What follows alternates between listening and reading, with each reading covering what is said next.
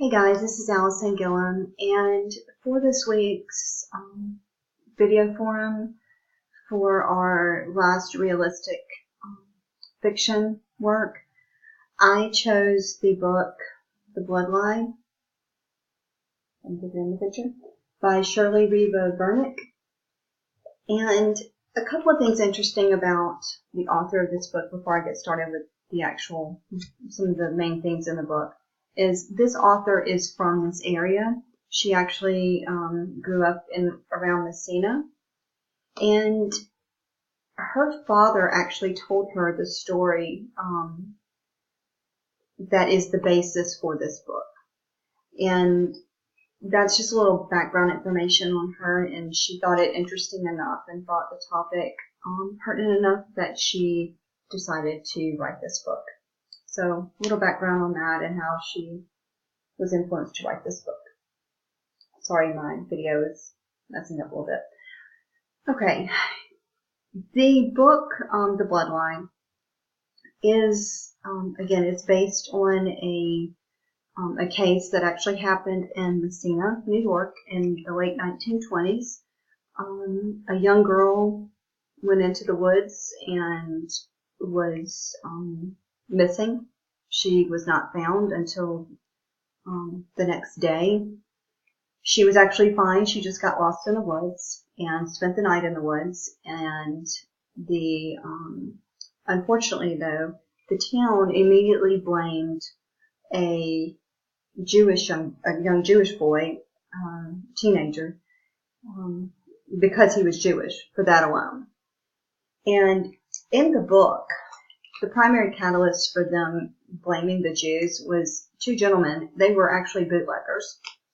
And because of all the activity in the woods with all search parties and everything, everyone looking for this little girl, they were upset because that particular night was a night that they were going to run their booze. And they were panicking. They wouldn't be able to do that with all the police and other townspeople in the actual woods. So, to kind of throw the police off of the trail, off of the woods and get them out of the woods and get the townspeople out of the woods, one of the men, it wasn't a young man, he actually owned a cafe type of restaurant in Messina. He told the brand new state trooper that it was a Jewish boy named Jack Poole, and that Jack Poole had come in and basically confessed to him that he had harmed this little girl, or that he had something to do with it. He went on to talk about how the Jews in that area or in the town used blood sacrifice, and since Yom Kippur was coming up, that they needed the blood of a young child to fulfill their ceremony. A wild, outlandish tale, and the state trooper bought it. I believe the reason that the police officer bought it to begin with is because of prejudice. And this gets me into the theme of this book. The theme throughout this book and throughout several novels that I've read this semester, and I'm not sure if I'm just picking them subconsciously or picking them consciously, but is hatred, prejudice, and this book is no different. It deals with prejudice against Jews, anti-Semitic feelings towards Jews, and the reasons for those views. In this book, some of the characters talk about how they had parents who were, lost their home, lost their businesses, were forced out of business because the Jews came in and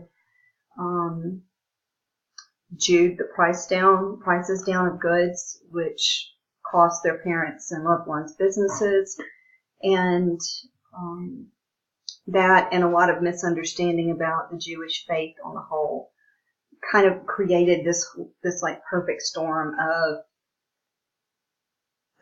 craziness that this guy could just mention to a cop, hey, this teenager comes into my cafe and confesses to doing something to a little girl. And the fact that that was acceptable, and the fact that this, although this is a fictionalized version of the story, that primarily this actually did happen in Messina.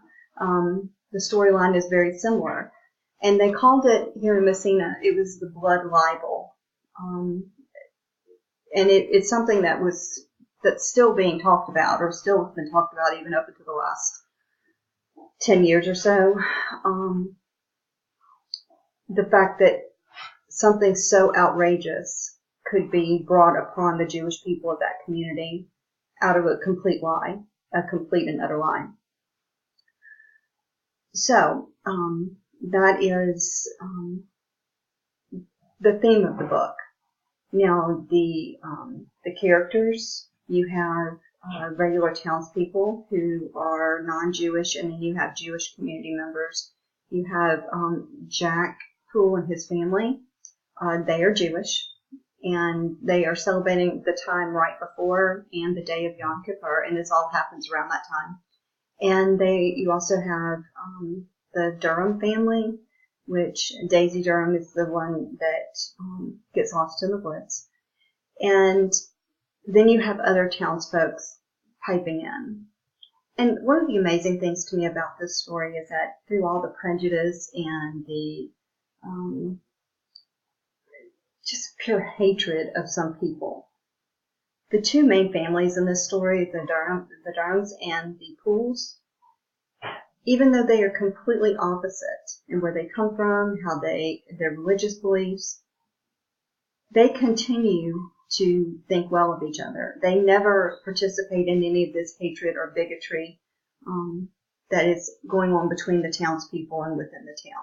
So I just thought that was interesting, that something like that could be occurring with all of this hoopla going on in the town, but yet the two families that are primarily have to do with this have no hate at all. They actually are very close, and they remain close. So I just kind of thought that was a good point, and that, sometimes the outside world gets involved and starts ranting and raving, but then when we get down to our real relationships,